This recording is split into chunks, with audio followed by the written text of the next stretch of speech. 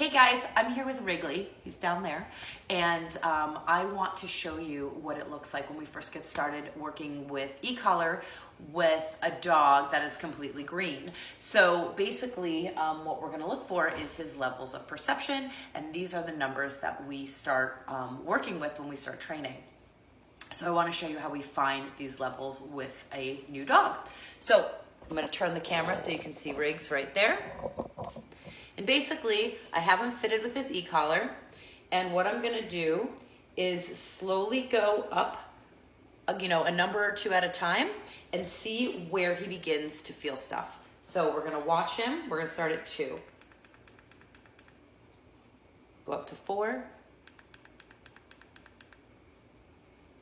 Go up to 6. 8. So you see right there? You see how he's looking around? So he's looking around because he felt something, right? So he was like, what was that sensation? And that's what we're looking for. That is all we're looking for from our dogs in that initial getting to find their perception level. So it's nothing major, it shouldn't be anything overwhelming, and we're actually gonna do it a second time just to see, because he has felt the sensation already, he may have felt it at a lower level before, but wasn't quite in tune with what's going on. So we're gonna do it again, we're gonna go back up number by number and see if we can't get to a lower perception level, but either way, we stopped at 8, and we'll see if that is the same thing or if we can get a little bit lower. So I'll put the camera back on him. I'm gonna start back at 2, and I'm gonna tap, and you gotta be mindful of this actually, because you can hear the tapping, the clicking of this, and we know that a 2 is probably not a level that he's feeling at. So I'll do it again off to the side, and you can see that there's no movement from him.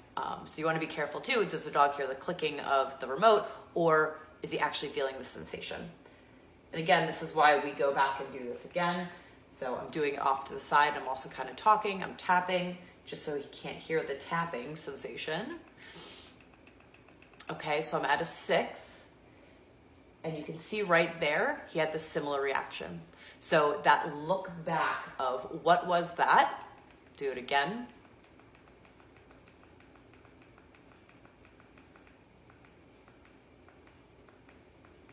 And maybe we'll go up a couple numbers just to make sure that that wasn't, so again, that he definitely felt. So I just wanna make sure it's not the clicking noise, that he actually feels the sensation on the e-collar, so we can get started communicating with them. So I'm gonna cut the difference. We landed on a 7, and we'll start there, and we'll adjust as needed as we go forward with the training. So now that we have this information about Wrigley's perception level, which again is the lowest number that he actually perceives as a sensation, I'm going to start teaching Wrigley about e-collar pressure and what to do with the pressure when he feels it. So what I want him to do, and what I like to do as my first teaching, is basically for the dog to yield to me. And that basically means that if they're off distracted somewhere, that they're going to turn around and come back towards me, and then start to follow me around the room. And we kind of form this into a heel, if you want to consider it that. But what I'm trying to do is get the dog to follow me. I want him to tune into me, start following me, and that's how I start to create handler awareness from my dog, where you see right now there's none. I start to create a dog that starts to look to me for more guidance and direction, because every time they feel this sensation, it turns off when they start to focus more on me. And that's how we start having this conversation. So we are at a level 7, and you can see that he's off in the distance sniffing something. And I have him on a general 6-foot leash. What I'm gonna do is I'm gonna hold down e-collar pressure and start to guide him good in my direction when he feels it. And I don't know if you were able to see him over there, but when the e-collar went on, you could see him kind of look about for direction. So remember that the e-collar is not directional. We have to tell our dogs what to do with it. Otherwise, it's just a foreign sensation that happens. So again, I'm going to hold down e-collar pressure. He's going to feel it. Good. Good boy. And I get him to come in my direction. Good, Riggs. So we're going to keep doing this. I'm just going to get him a little distracted. And again, this is it's not a very stimulating environment, but for him it's all new. So there's a lot of good smells, and there's a lot of things for him to get lost in. So again, e-collar pressure. Good. Good boy. The second that he yields to me, which is giving me any sort of attention, coming in my direction, giving me eye contact, the pressure comes off. I mark it with the word good, which is his behavior that he's doing at the moment that he's doing it. And that's what's releasing the pressure on the e-collar. So again, he's a little distracted. We'll wait until he gets distracted again. E-collar pressure, good.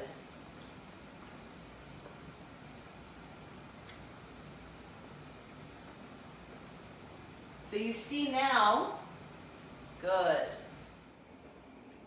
good. So what you see now is a dog that's starting to follow me and starting to be a little bit more aware, good, of what I'm doing. So anytime he stops and kind of trails off, I hold down pressure, I use the leash to guide, good. And this is a perfect time too to start adjusting my numbers if I need to. If I feel like I need to go up a little bit or down a little bit by a number or two, this is the time to figure that out. So again, the numbers are always fluctuating. It's not static where you're going to be in a situation that requires the same number all the time. So different moments require different amounts of volume, if you will, because you're distracted. So I can't even remember the amount of times I have my cell phone on in my pocket, like right here, on vibrate, and I don't feel it at all because I'm, running errands or doing something that's taking me away from the moment of tuning into that feeling in my pocket. So it's the same thing with dogs. When we are really distracted by things, or when they're very distracted by things, they are going to need much higher volume of this sensation for them to feel it. So again, if he's highly distracted by certain scents and stuff like that in here, we could bump up the numbers a couple levels to get him to tune in a little bit more.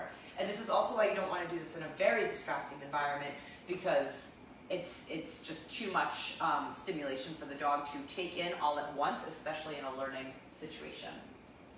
So again, he's over there, holding down pressure.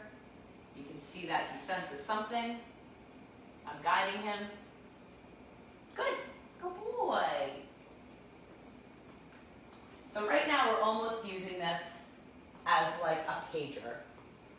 Feel this sensation, check in with me.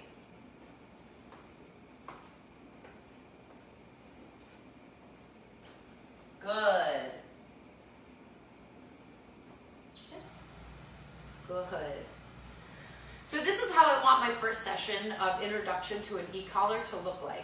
I want a dog that is giving me awareness and focus, and is starting to really pay attention to me and tuning into where my body is in connection to theirs. And this is how we start that conversation. So we're gonna keep going back and forth like this, and just again, as he moves away from us, we tap the e-collar to get him to move back towards us. And that's what session 1 looks like.